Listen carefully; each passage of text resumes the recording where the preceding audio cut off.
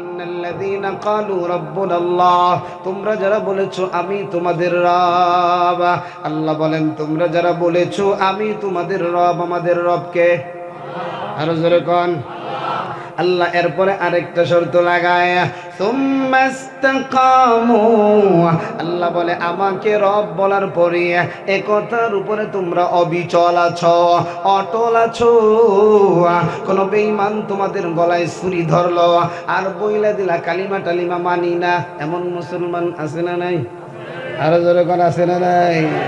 আরে ফাঁসির কথা শোনার সাথে সাথে মুসলমানের পায়জামা গরম হয়ে গেছে। আল্লাহ বলে না,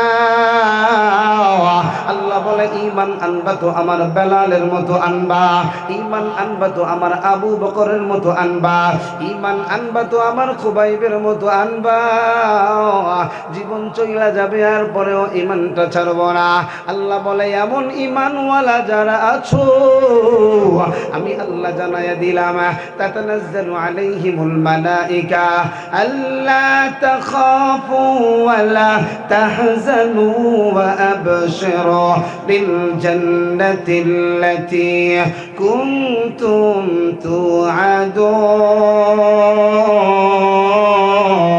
তুআদুন। আল্লাহ কত মজা করে খায় এমন ঈমানওয়ালা যারা হয়ে যাইবা আমি আল্লাহ তাদের সাহায্যের জন্য আসমান থেকে রহমতের ফেরেশতা পাঠাবো। ওই ফেরেশতারা কি বলবে জানো? ও গুরদাসপুরের যুবক, এই কলিজার টুকরা বুড়া বাবা, পর্দার আড়ালে আমার মা, আমি জিহাদিরে আগামীকাল পাইবা না, আজকে একটু দিলের কানটা লাগাইয়া বয়ান শোনো। আল্লাহর ফেরেশতারা বলবে আল্লাহ তাখাফু ওয়া লা তাহজানু, আল্লাহর ফেরেশতারা ঘোষণা দেয় ও চর পিপলার আব্দুর রহমান, ও রহিমা খাতুন, তোমার কোনো ভয় নাই, তোমার কোনো চিন্তা নাই। ভয় নাই চিন্তা নাই বলেছেন যিনি, তিনি কে? আরো জোরে কোন মুসলমান আল্লাহ ছাড়া আর কাউকে ভয়? একটু জোরে কোন ভয়? আল্লাহ ছাড়া অন্যকে যারা ভয় করে তারা মুসলমান হতে পারে? আরো জোরে কোন এদেশের মালিক কারা? আমরা। জোরে বলেন কারা? এদেশকে স্বাধীন করার জন্য রক্ত দিয়েছে, জীবন দিয়েছে। হয়তোবা আমি দেই নাই, আমার বাবা দিয়েছে, আমার দাদা দিয়েছে, আমার আত্মীয় স্বজন দিয়েছে। কথা বলেন ঠিক কিনা? এদেশের ইঞ্চি ইঞ্চি মাটির উপরে আমার হক আছে না নাই? একটু জোরে কোন আছে না নাই? তোর পিপলা এলাকা থেকে তোকে ধাক্কা ভারতীয়দের পা চাটা, তবে কেন অভ্যাস হলো আমেরিকাদের পা চাটা? ঠিক না? দেশটা নয়তো কারো বাবার ভিটা, করবে মন চাহিলেই যখন যেটা। দেশটা নয়তো কারো বাবার ভিটা, করবে মন চাহিলেই যখন যেটা। ঠিক না বলে? দেশের মালিক আমরা, কিন্তু যারা ভারত আমেরিকার পা চাটা গোলাম হয়ে আমাদের দেশটাকে স্বাধীন করতে চাও, শাসন করতে চাও, কানটা খুলে শুনে নাও। আর ভারতের দাবিদারিতে বাংলাদেশ চলবে না, আর আমেরিকার দাবিদারিতে বাংলাদেশ চলবে না। যারা আমেরিকার ইসলামকে বাংলাদেশে প্রমোট করতে চাও, স্পষ্ট কথা শুনে নাও, বাংলাদেশে ইসলাম চলবে, মদিনার ইসলাম। ঠিক কিনা বলো? সুতরাং কথা বলার আগে তার মার ঠিক করে কথা কইস, নাহলে জুতোর বাড়ি একটাও পড়বে না মাটিতে। ঠিক কিনা কর? কারণ এদেশ এমনি হয় নাই, আল্লাহওয়ালাদের চোখের পানির দেশ। এজন্য আজকেই খবজিপুর এলাকা থেকে আমি দেখতে চাই আগামী দিনে যদি শাহ জালালের বাংলায়, শাহ পরানের বাংলায়, শাহ মাখদুমের বাংলায়, হাজী শরীয়তুল্লাহর বাংলায় আরেকটা নাস্তিক আর মুরতাদ আর মুরতাদের প্রেতাত্মারা আমার নবীর ইজ্জতের উপরে যদি আঘাত করে, আমার নবীর সম্মানের উপরে যদি আঘাত করে, আল্লাহর আইনের উপরে যদি আঘাত করতে চায়, প্রয়োজন যদি হয় আল্লাহর রাস্তায় কোরআনের জন্য শহীদ হব, কারা কারা দেখতে চাই? এটা হাতটা লড়া দেন। নারায়ে তাকবীর, নারায়ে তাকবীর। কোরআন হাদিস যেখানে, আলেম ওলামা যেখানে, সুদ ঘুষ যেখানে, গান বাজনা যেখানে, টাকা পয়সা যেখানে,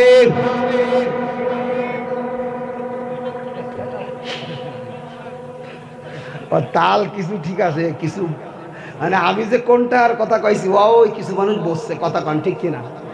এর টাহা খাইয়া খাইয়া চেয়ারম্যানের পকেট খালি করা, মেম্বারের পকেট খালি করা, এমপির পকেট খালি করা, আর ওরাও কয় দিলাম ইনভেস্ট কইরা কয়দিন পরে উসুল হবে, কথা কন ঠিক কিনা? আমার কথা যদি একটু ভুল টোল হয় কাকা একটু ধরাই দিও, ঠিক আছে ইনশাআল্লাহ, হাজার কান মারহাবা। এখন দেখা গেছে মোটামুটি চেয়ারম্যান নির্বাচন হয়েছে, এখন দাদা আমাদের ওই যে মসজিদের সামনে একটু রাস্তা কাঁচা আসিল, ও তুমি একটু পাহা করে দিবা না? এই বেটা টাহাদি নির্বাচনের আগে তুই 40 কোটি নিবি, ও কি হলো? কথা কান ঠিক কিনা? এজন্য যারা নির্বাচনের সময় ভোট বিক্রি করে টাকা নেয় ওরা গু খায়। কি খায়? গু, বড় বড় গু খায়। কি খায়? কথাটা একটু খারাপ লাগছে না? কথাটা খারাপ লাগবে।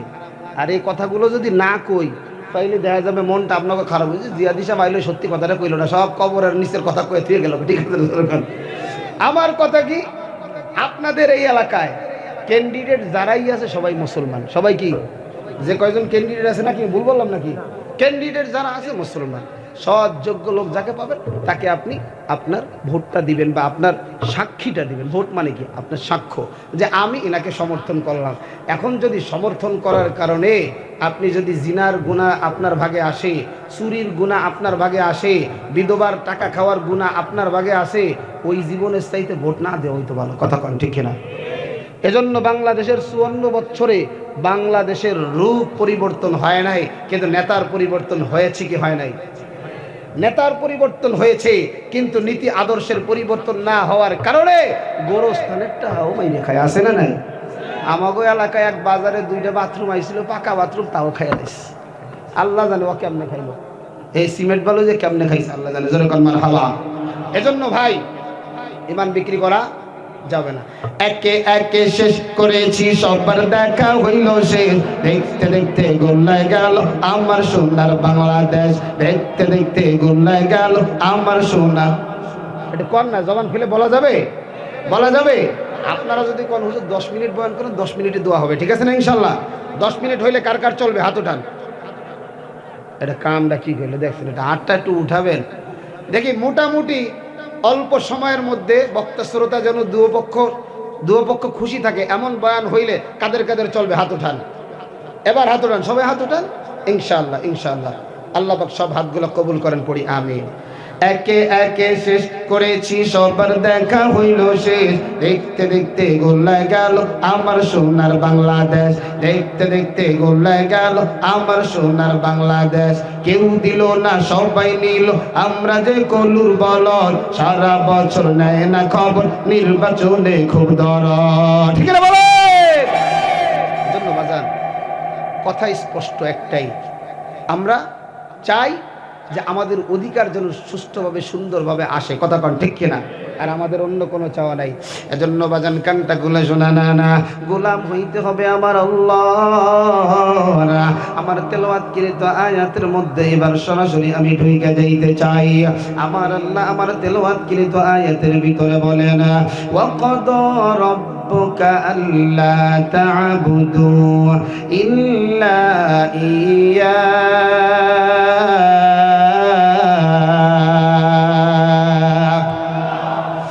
এবার আপনারা কানটা খাড়া করেন, আল্লাহ কত মজা কইরা কইরা কয়।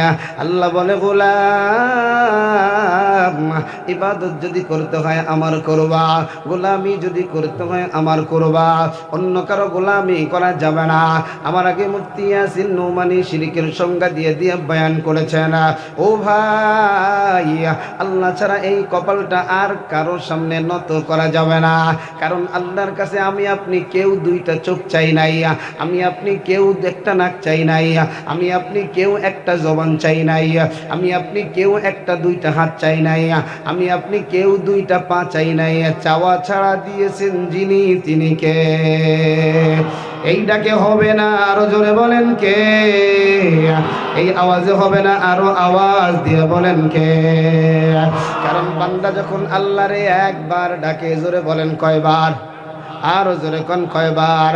বান্দা যখন আল্লাহরে একটা বার ডাকে, আল্লাহ বান্দার এক ডাকের জবাব আল্লাহ 70 বার দেয়। সুবহানাল্লাহ।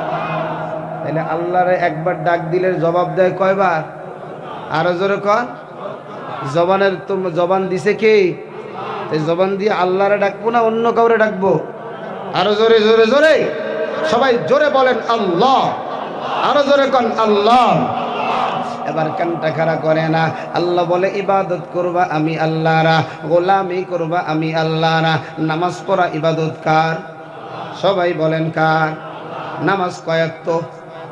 আটটু জোরে কোন। সবাই বলেন 5 ওয়াক্ত নামাজ। আলহামদুলিল্লাহ। কিন্তু চাচারা যদি কই চাচা কয়েকত পড়ছে, ওই মাগরিবটা বাজারে গেছিলাম তো তাই চা খাওয়া লাগে, বুড়ো মানুষ দাঁড়িয়েও বাকছে, নামাজ না বললি কি কয় তাই পড়ছিলাম। আছে না নাই কথা কন? এই যে যে মঞ্চে আপনারা যারা আছেন, আমরা সবার মধ্যে যদি এখন হাত উঠাই কত পার্সেন্ট নামাজই আছে? এশার নামাজ আর ফজরের নামাজ কত পার্সেন্ট পড়ছেন? দেখবেন যে অধিকাংশ হাত নিচে। কথা কন ঠিক কিনা? অথচ নামাজ আমার উপর যেমন ফরজ, এই ডানে বামে যারা আছে, সামনে যারা আছে, সকলের উপর একই রকম ফরজ কিনা? আটু জোরে কন। তাহলে নামাজ আল্লাহর দরবারে 5 বার পড়তে হবে। 5 ওয়াক্ত নামাজ পড়বে যারা, 50 ওয়াক্ত নামাজের আমল নামা যিনি দিয়ে দিবেন, নেকি যিনি দিয়ে দিবেন, তিনি কে? 1 নম্বর হলো নামাজ। ও বাজানা, নামাজটা পড়বো আল্লাহর জন্য না আমার জন্য? আরো জোরে কন, আওয়াজ দিয়ে কন।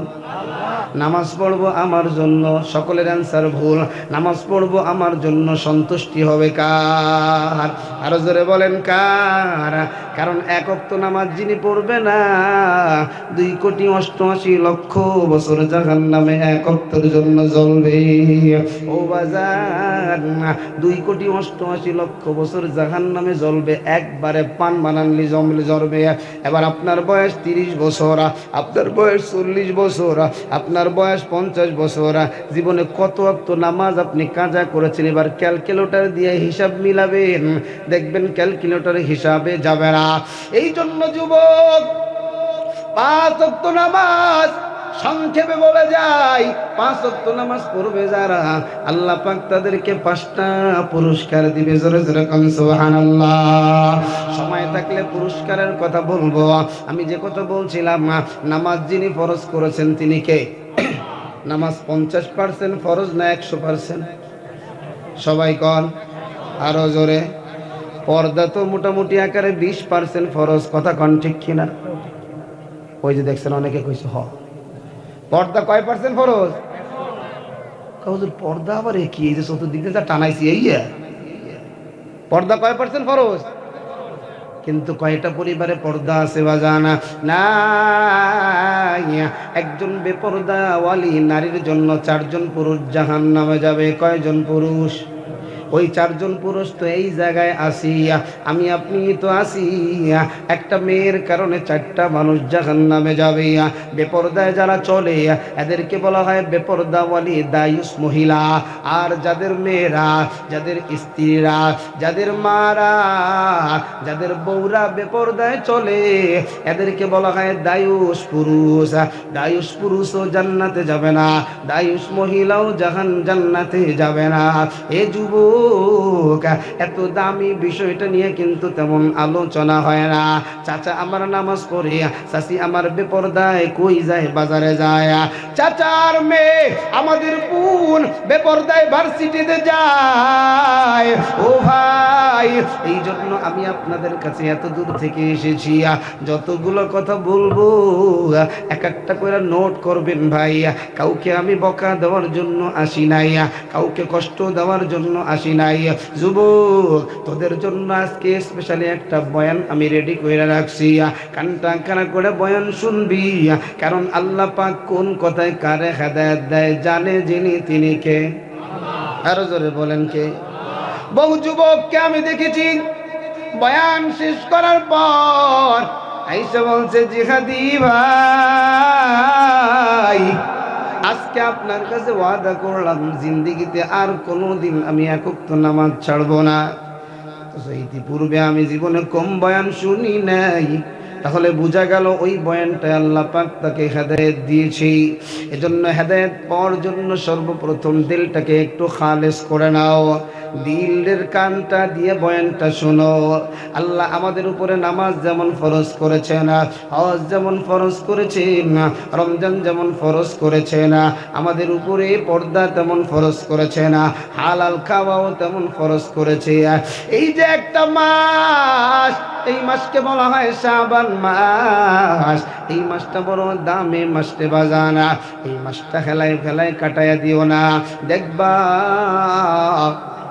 বিভিন্ন ধরনের বড় বড় মার্কেট কিছু কিছু সময় দেখবেন বিভিন্ন সময় পুরস্কার ঘোষণা করে, কি করে না? এই যে ঈদ আসবে সামনে 1.5 মাস 2 মাস পরে দেখবেন বলে দিবে 10,000 টাকার মার্কেট করলে একটা টিকিট এমন করে ফিরিয়া, যখন ড্র হবে হতে পারে একটা সাইকেল পাওয়া যায়।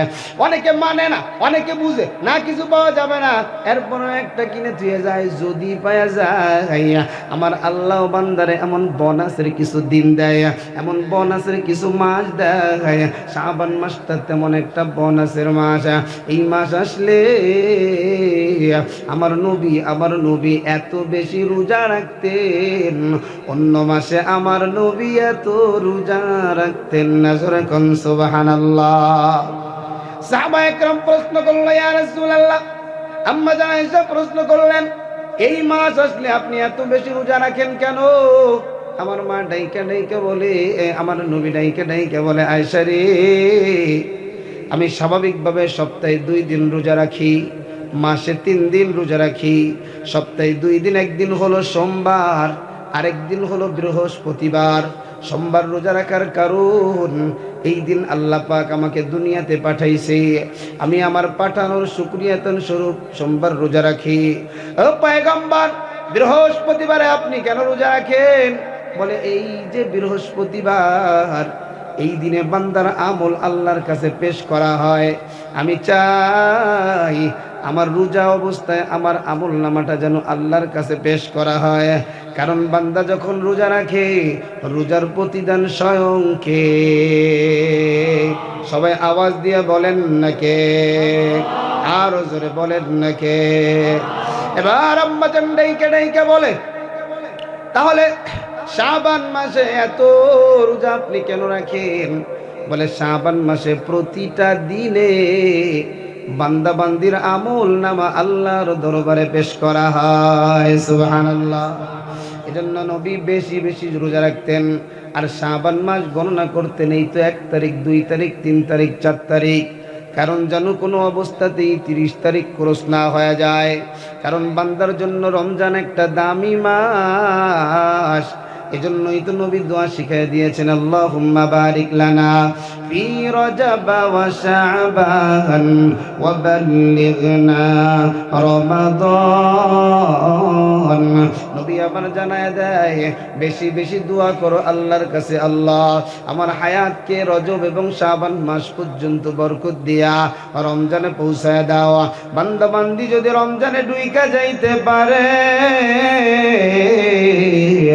রোজা পাওয়ার সাথে সাথে জীবনের সব গুনাহগুলো মাফ করে দিবেন যিনি, তিনি কে? এজন্য যুবক, নামাজ যেমন ইবাদত, সাংসারিক জীবন এটাও একটা ইবাদত। কথা বলেন ঠিক কিনা? কারণ স্বামী আর স্ত্রী বানানোর মিস্ত্রিকে, সবাই বলেন কে? আমার আল্লাহ কোরআনে জানায়া দিয়েছেন, ওয়া খালাকনাকুম আজওয়াজা।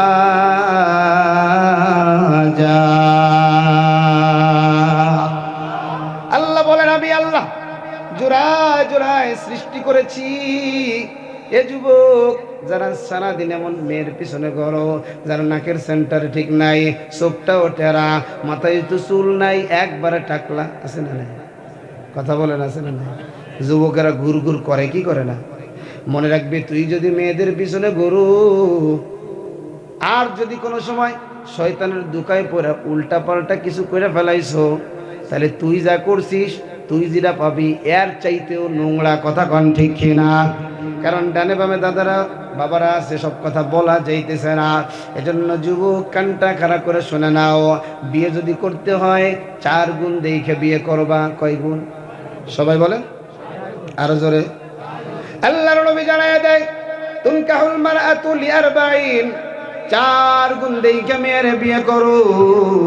1 নাম্বার লি জামালিহা, 2 নাম্বার ওয়ালি হাসাবিহা, 3 নাম্বার ওয়ালি মালিহা, 4 নাম্বার ওয়ালি দীনিহা। 1 নাম্বার হলো মেয়ের সৌন্দর্য, 2 নাম্বার মেয়ের বংশ, 3 নাম্বার মেয়ের টাকা পয়সা, আর 4 নাম্বার হলো মেয়ের দিনদারি। একটু জোরে কন্যা সুবহানাল্লাহ। এই 4 গুণ দেইখা কারা কারা বিয়ে করবেন হাত দুটা লম্বা করে দেখান। একবার লম্বা করে দেখান, আর একটু লম্বা করে দেখান। আল্লাহ সব হাতগুলো কবুল করেন, পড়ি আমিন। চাচারা ডানে বামে তাকায় আর হাসে, কয় আমি যদি হাত উঠাই জিহাদি যদি আমার নামটা কয়ে দেয় তো ঘরে রাত্রে ঢুকতে দেবে না। এই জন্য আমার দিক তাকায় হাসে যে আমি যেন কই চাচা হাতটা উঠন। চাষি কইতেছে একটারে খাতি পারে না, আর কেমনে করে আরেকটা বিয়ে করে খাওয়াবে, আছে না নাই? আমি এই চাচাদের জন্য দোয়া করে দেই, আল্লাহ যেন জান্নাতের ভিতরে অতিরিক্ত বিবির ব্যবস্থা করে দেয়। জোরে কোন সুবহানাল্লাহ। এবার যুবক 4টা গুণ দেখে বিয়ে করবা, কানটা খাড়া করো। 1 নাম্বার সৌন্দর্য, 2 নাম্বার হলো বংশ, 3 নাম্বার হলো ধনাত্মতা, 4 নাম্বার হলো দিনদারি। আজকে আমাদের যুবকেরা 4 গুণ দেখার খবর নাই, গুণ খালি একটা দেখে কোনটা বেশি সুন্দর। কথা কোন ঠিক কিনা? এবার সুন্দরী বিয়ে কইরা দেখা যায় হাতের মেহেদি শুকানোর আগেই সংসারের মধ্যে ঝামেলা আছে না নাই? এজন্য যুবকদেরকে আমি বলতে চাই, মুরব্বী বাবাজি যারা আছেন আপনাদেরকেও বলতে চাই, সন্তানকে বিয়ে দেওয়ার আগে একটা দিনদার মাইয়া আনবেন। আজকে তাকায় দেখি ডানে বামে বহু সন্তান কাবিননামার পেশারে, যৌতুকের পেশারে, দেখা যায় গলায় ফাঁস নেয়, দেখা যায় ঘরের মধ্যে ফাঁস নেয়। এজন্য দায়ী কিন্তু আমরা। সন্তানের ইনকাম আছে মাসে 12,000, সন্তানের দেখা যায় কাবিননামায় লেখা হয় প্রায় 4 লক্ষ টাকা, আছে না নাই? অথচ কাবিনের টাকাটা সাথে সাথে পরিশোধ করা লাগে। ওই দিন একজন কয় হুজুর 10-20 লাখ যা মন চাই লেহেন। আমি কই খ্যা, কয় এত দেয়া লাগে না, আছে না নাই? এজন্য যুবক, কারণ তোমার বউটা যদি ভালো হয় সন্তানগুলা কিন্তু ভালো হবে। দেখবেন যেই পরিবারের মধ্যে গালাগালি বেশি, সন্তান মনে হয় পেট থেকেই গালাগালি শিখে আসে। কথা কান ঠিক কিনা? গালির উপরে পিএইচডি করা। আর যেই সংসারের মা এবং বাবার ব্যবহারটা ভালো, দেখবেন সন্তানগুলো কত ভালো ভালো কথা বলে, একটা গালিও দেয় না। এজন্যই তো নবী জানায় দেয়, সন্তান দুনিয়ায় আসার আগে সন্তানের 1 নাম্বার হক হলো সন্তানের জন্য একটা ভালো মা চয়েস করা। কথা কোন ঠিক কিনা? এ যুবক, এবার এমন একটা মেয়ে বিয়ে করতে গেছো যার মধ্যে 4টা গুণের প্রথম 3টা নাই, সৌন্দর্যও না, টাকা পয়সাও নাই, বংশটাও ভালো না, কিন্তু দিনদার আছে।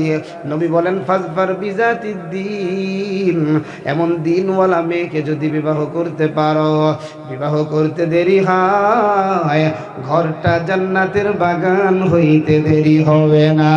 সুবহানাল্লাহ। আমার নবীর কলিজার টুকরা মেয়ে ফাতেমাকে বিবাহ করার জন্য আরবের সমস্ত যুবকেরা প্রস্তুত। টাকাওয়ালা বলেন, জমিদারি বলেন, সব যুবকেরা প্রস্তুত। কিন্তু নবী ফাতেমাকে কারো কাছে বিবাহ দেয় না। কিন্তু নবীর আমার চাহিদা, আমার চাচাতো ভাই আলী নিয়ে আমাকে বলে আমি ফাতেমাকে বিবাহ করতে চাই, তাহলে আমি আলীর কাছে ফাতেমাকে বিবাহ দিয়ে দিব। যে কোনো একটা মারফতে প্রস্তাব যখন এসেছে, নবী রাজি হয়ে যায়। নবী ডাক দিয়া কয়, আলী, ফাতেমাকে তুমি বিবাহ করবা তো মহারানাটা কই? বলে হুজুর আমার তো কোনো মহারানা নাই। বলে মহারানা ছাড়া বিয়ে নাই, মহারানা জোগাড় করো।